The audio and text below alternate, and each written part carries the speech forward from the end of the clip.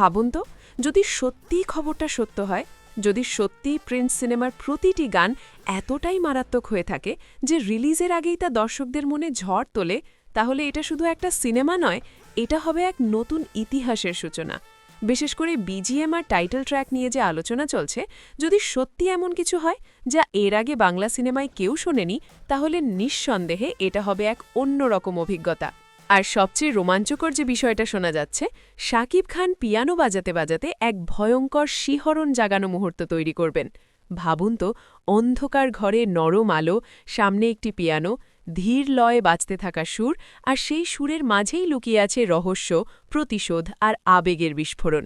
পিয়ানোর প্রতিটি কি চাপার সাথে সাথে গল্প এগিয়ে যাচ্ছে, দর্শকের হৃৎস্পন্দন বাড়ছে, আর একসময় সেই সুরই হয়ে উঠছে সবচেয়ে বড় অস্ত্র। যদি সত্যি এমন একটি দৃশ্য আমরা দেখতে পাই, তাহলে সেটা শুধু একটি দৃশ্য হবে না, এটা হবে বাংলা সিনেমার জন্য এক ভিজুয়াল ও মিউজিক্যাল মাস্টারপিস। কারণ পিয়ানো দিয়ে আবেগ প্রকাশ করা যায়, ভালোবাসা দেখানো যায়, আবার একই সাথে ভয় আর তীব্রতা সৃষ্টি করাও সম্ভব।